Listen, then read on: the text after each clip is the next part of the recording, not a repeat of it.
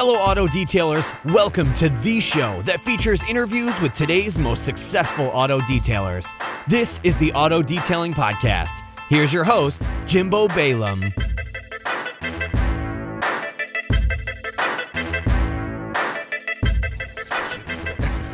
Oh, I got it. I think I got it. I'll make sure. No. Because you may need them. I may need that. You may need that. So edit that out. Anyway, we're here with Kevin Davis in the Auto Fiber booth, and I just learned a fun fact. Kevin, you do hold the record, I think, for most times on the podcast. Really? How Maybe. many? It's more than 10? I think it's... I'm like Alec Baldwin I think level. it's north of 15. Is it really? I don't know. That would be awesome. But I if didn't it know was. that you like ketchup. I do like ketchup. love We just ketchup. had this discussion We did. about me dumping about a gallon of ketchup all over my motorhome. And then what'd you use to mid-trip. clean it up? I used Rugged Restore's Tell us about Rugged Restore. all-surface cleaner. This is a little early for a product plug, a isn't it? little We early for a usually product plug. wait till the end.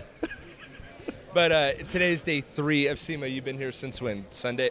Monday? We got here Monday afternoon, Monday? yeah. So what are you doing at the show? What have you seen at the show? Give us the rundown. So as per usual, I have multiple things that Right. we've got going on. So this year I'm doing a little bit of stuff with Technic because I've been working with them on some business development, marketing, web stuff, and then I've got Rugged Restore, which we were just joking about. yeah. Rugged Restore is our niche brand for the off-road industry, which Okay. ties into something we've talked about before, which is Michelle's, my Right. wife's, Jeep and all the off-road community and all that kind of stuff.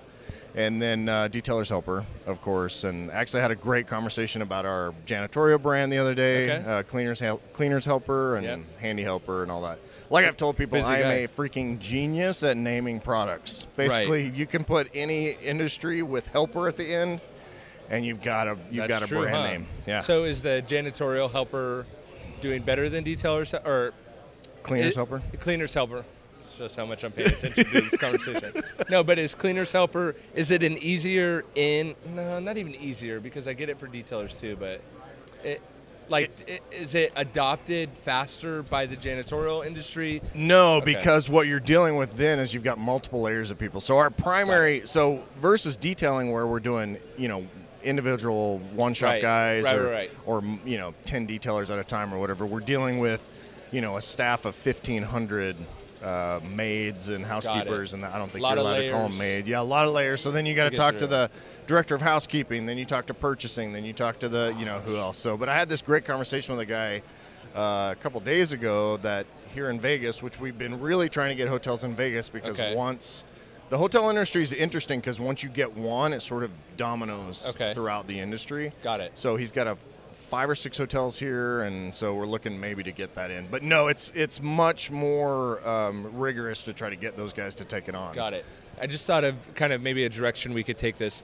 A podcast episode that I wanted to do was how important do you think like coming to shows like this is for either someone who has a product brand, and I think you could speak to that. What are they, fixing the roof all of a sudden? I don't know. It's because we started recording a podcast. But how important, because a lot of people I see in the Facebook groups and stuff talk about, oh man, I wish I could go to SEMA. I wish I could do that. And a lot of times it is an investment, right? Yeah. The upfront cost to get here, stay here. You got to eat when you're here. You got to drink Yeah. water, whatever, right? So people like to go out at night, whatever. How important, or how has it worked in your business? How important is it to make it to shows like this or Mobile Tech, or have you seen it help your business? Does it help be face to face with people? Yeah, I mean, make absolutely. connection for We sit because you distributors? can't. There's one thing to sit and have a conversation over email or over the phone or Right. whatever. There's another thing to stand in someone's booth and actually have a conversation with them. We were in the South Hall, which is where all the off-road trucks and stuff are this morning, having a conversation with a couple of people over there. And obviously, you go to the North Hall here, and it's all detailing. Right. Or here we're in the West Gate, and there's some Right. detailers here detailing Right. stuff over here, like Auto Fiber. It sucks that it's so spread out. Yeah. crazy. The good news about this little particular hall is that it's much easier for people to get in. This has and been great over yeah. here from the standpoint of easier to get in, and then Yeah. kind of a little bit more mellow, so we could do stuff like this. Yeah, even, yeah. The North Hall's crazy. North I mean, the Hall's whole really show crazy. is crazy, but I mean, to answer your question, yeah, it's really important to get here, especially if you're a detailer, professional detailer, investing, let's say $1,500 bucks. That's about what to it come costs, to that. Yeah, I mean, by the time you pay for flight and food and all that, I mean, if you're in Southern California, it's a freaking no-brainer. Yeah, you could probably do it under $1,000. Yeah, so, but then you get to talk to people. You get to see industry people and the industry greats, quote unquote, or whatever. You get to hang out like you. You get to see our hair. Yeah. In person, it's so much better. And guys, Kevin told me today that he has nothing in his hair. Yeah. This is natural. This is part of the natural And I'm oil. looking at it like, no, bro. The oil from one hair guy to the next, I know that there's crap in there. There's a lot of product in there. And that, that Rompapil spray paint stuff that, that you spray for the bald spots, that's in there too. And my wife swears I'm balding. And my hair, the guy that cuts my hair swears I'm not. Yeah. And I'm like, are you lying to me because you want me to keep coming? The widow's peak is a natural thing, Everybody, I actually asked this question. We're totally got off talking. I asked this question to my hairstylist. Right. And she's like, no, that's just people just have different hairlines. So you're looking good. That's what I think. You're looking good. Well, you're not balding yet. She claims I'm losing it from the back, and I'm like, no, that's just how my hair settles. Yeah. Well, just tell her it doesn't matter. I don't have to see that crap. Yeah. I'm like, no, because I scared her. I'm like, if it starts going, I'm out. It's out. I'm shaving it. Me too. But as it turns out, I have a funky shaped head, so which sucks. God that I haven't gone bald yet. Hopefully I die before I'm bald, because that's not going to be fun. That's not going to be a good look. That's right. No, I mean, for SEMA, it's really, should be anybody that deals with automotive. Yeah. You should be here at least once in your life. I mean, I was here on Monday. There wasn't anybody here, and my wife was like, what the heck is wrong with you? You are like, you can't even look anywhere. I was so overwhelmed. I'm getting dizzy just because it's so much input. Like there's just so much crap to take in, and then you get here and with all the people and all that stuff. But it's definitely something that you want to do with anybody that's in the car industry. What do you have? What's new going on in your life? Or what's new going on? I've got this growth I've been talking to my doctor about. Yeah. No, but what is? I don't know if we've even talked about your role with G-Technique. Maybe we did do a show about that. No, a little bit. Maybe we did a little bit of a blurb. How did that kind of? Because I also think that there's a lot of detailers that would like a position like that, right? Yeah. With either a product brand or whatever. So how did that kind of come up?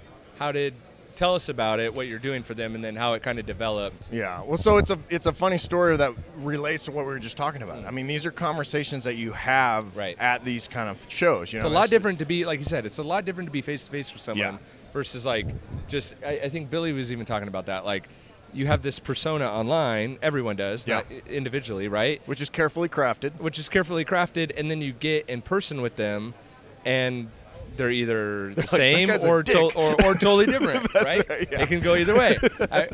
On Tuesday night, anyway, I'm not going to tell that story. Anyway, that's a different story. That could have been incriminating. Yeah, but no, that's an interesting point, because the way that, G-Technic North America, which G-Technic's been around since 2001, but G-Technic North America has sort of been through these different iterations. Yeah, because they over were hot the last for a while. 6 years, I think 2011, 2012. Yeah, yep. And so it kind of floundered a little bit. The brand didn't really have much direction and all that. And so it kind of came out hot and then completely went away. I mean, the reason it came out hot is because it's a really good product. I mean, there's tons of great coatings out there and all that stuff, but G-Technic's a really good coating, and it's a good company. What we have now is, as of April, G-Technic North America is, they use this term wholly owned subsidiary, which actually isn't what G-Technic is, but it gives an idea that it's a separate. It's still under the UK, G-Technic. Would it be like Rupes?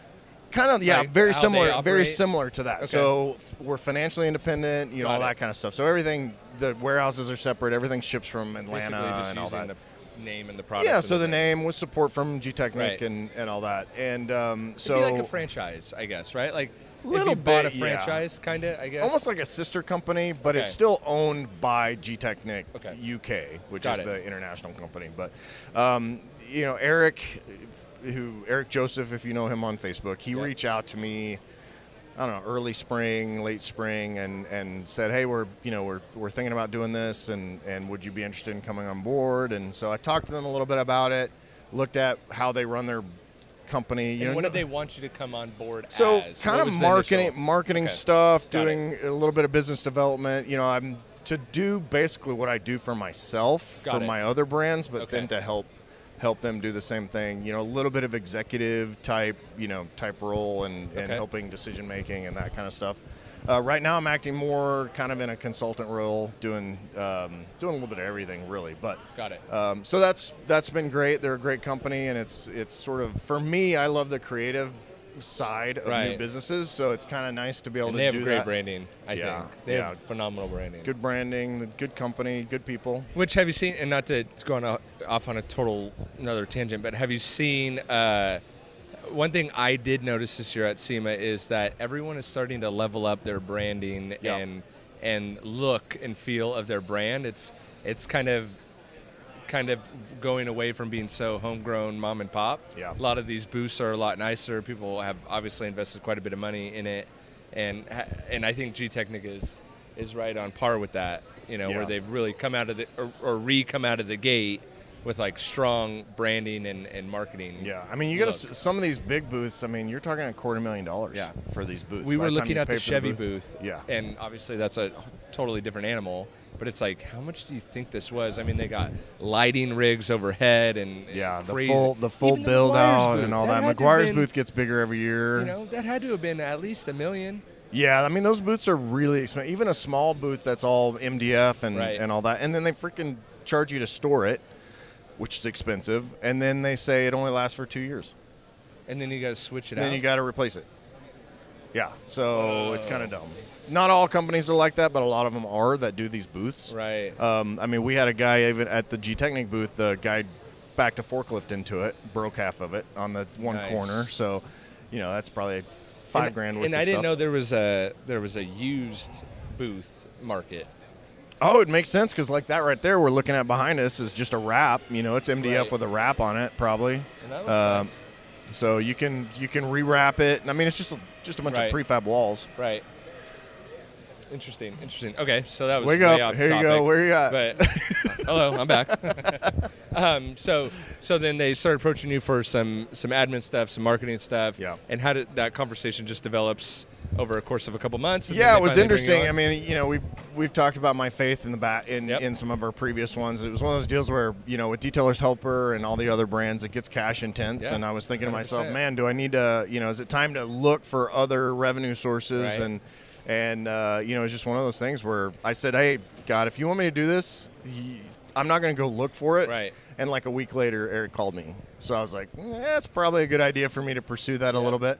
And so that's how that went. Nice. And so how's it been going so far? It's been really good. When did that kind of finalize? I think we kind of put we started sometime in late May, early June. Okay. Yeah. So got it. And I've been going back and forth to Atlanta once a month and kind of still doing that once. About once a month. Wow. Yeah. Just helping them develop some systems and because I'm a systems guy, efficiency guy, and so we look at all the and stuff. Excel spreadsheets and everything. Oh boy. But it's looking at like for example, Eric's very, very good with sales and talking to people and doing and as you know, I don't like people. Right. I think we mutually share that. We mutually share. No, that's just not. I can do it.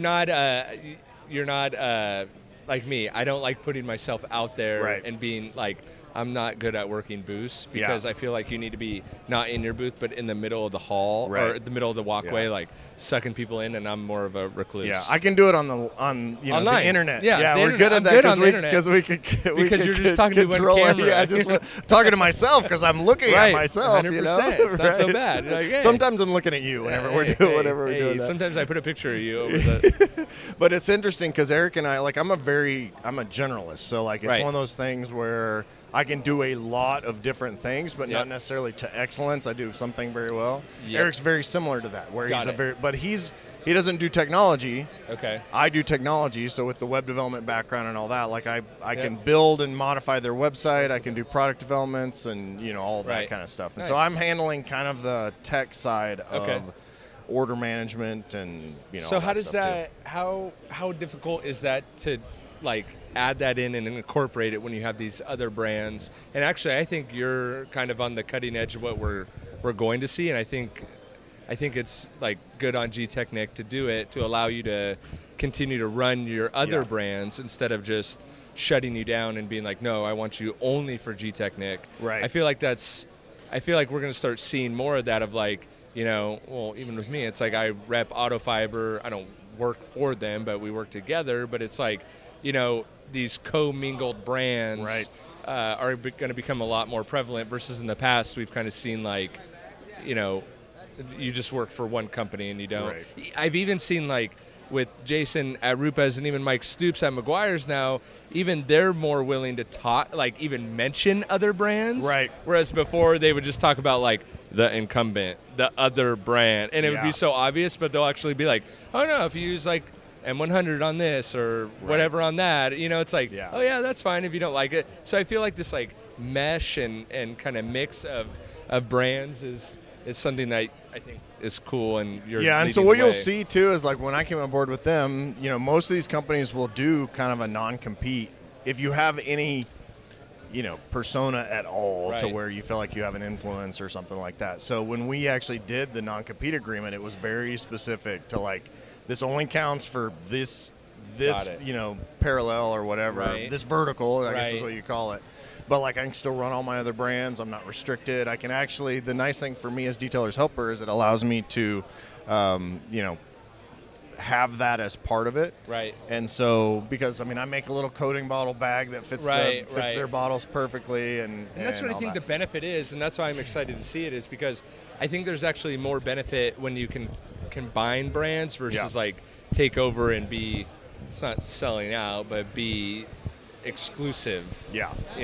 Versus. Well, and for me, it's actually it's been interesting. First of all, I've been self-employed for 25 years. Yeah, you make the worst employee ever. So actually going to work for someone's a little bit of a challenge. And what does that look like? Like, did you agree to a set hours per month, or like how do you mentally like divide it up? Yeah, and then what does it practically look like? Yeah, it's really difficult because like the first couple of months, I basically stopped doing my other stuff because I'm just like a dog going after a bone. I found all this different stuff, and so you're doing 80 hours a week, and it's all for one company. And then I'm like, oh, by the way, you have 3 other companies you're supposed to be running. So it's been a bit of a balance, but over the last month or so, we've trimmed that back a bit to say, okay, well, these are the hours that I can give. Got it. Once I get over those hours, we can make the decision like, oh, well, we want this added to the technology or whatever, and then we say, oh, this is, and everybody has different arrangements for that, but that typically will be like, it's almost like a consulting type role. Okay. And so that works really well. But the interesting thing for me is that, like we've talked about before, I'm always Switzerland, right? And so, I have friends across every brand in this industry, and even competing, all the competing coating brands. Like those guys, like for me, we don't do the drama, which was that some of the detailing stuff, you see on Facebook or whatever, not companies in general. Right. But you do see that a lot. And so it's been nice for me to be able to bring that part of it to say, no, let's go talk to those guys. And let's, I don't mind talking about those guys. And That was one thing that was super cool at Justin Day's shop. You were there, right? Oh, yeah. I was there. Standing right next to you. But it was cool. Like Ian with Auto Fiber and then the Rad Company guys, we were all just hanging out, having a conversation. It was no big deal, like really uneventful, in fact. Well, and in a good way, uneventful in a good way, not a bad way. Yeah, we do that on a large scale in detailing, but it works really well with local detailers too. If you're 100%. if you're fighting with your local detail shops, you're being an idiot. You're being an idiot. Just like we talked this way with Ivan from Opticode a ton. We're only hitting 1% to 2% of the automotive industry, with all the car owners. And so now I got a story about that later. You got a story about that later? Okay. Sorry, I'm talking to Jimbo and he's looking around, giving me eyes. But if we're competing against each other, we're not working on getting the customer. 100%. And the same thing happens in detail shops. Like if you're not friends with all the professional detailing shops in your area, you're screwing up. Yeah. Screwing up. Right on. Anything else you want to add or anything else you want to talk about? I don't think so. It's been fun for the SEMA. SEMA's fun. We talked about it a little bit before. It's exhausting. It's exhausting. It's a bit of a family reunion. It is. For us. And it's becoming more so that way for me too. Like even doing stuff like this. Like what was it, 4 years ago that we did the first few interviews? I remember we sat upstairs by the N200 I had like the rooms crappiest recorder. It was horrible. What are you talking about? I think it looks just like the one you have now. Only no special mics. Which every time I whip these things out, people are like, "Whoa!" And I'm like, "Nailed it!" Well, I just posted on Instagram. I'm looking, and I was like, I had to be so professional because I wanted to say, "Look at these idiots with their mics, dorks." And but I said, stupid mics. I love seeing my friends Yes. do what they do best. They're so good at You it. like that? Hashtag Jimbo. So. All right. Well, with that, how can people find you? Well, what's your home address? What's your cell phone number? I'll give my cell phone Personal number out. email? Yeah, I'm like Chris West. Give my cell phone to everybody. No, I don't. Here's my Google Voice number that I put on D&D. So if you're in off-road, you do anything with off-road, ruggederstore.com, obviously detailershelper.com. And you're looking for distributors for Detailers Helper? Yeah, looking for distributors for everybody. Okay, got everything. it. So if you do off-road stuff, Yep. if you know any high-end shops or whatever, Okay. looking for distributors there, and then we obviously gtechnic.com, usa.gtechnic.com. Okay. Yeah. Cool. So if you just do gtechnic.com, Right, it'll redirect you Okay. anyway by your. So people are geo-targeting. looking to become installers, want Yeah. more information on that. Should they contact you directly or just go through the just website? Kevin Davis at gtechnic.com. Okay, got you it. can reach me for that. Yeah, it's an interesting the way that they do the territories, and they all do it. Yeah. And so if you're interested in learning more about that, just reach out to me about that. So Sounds good, man. cool. Thanks for your time. Always a pleasure.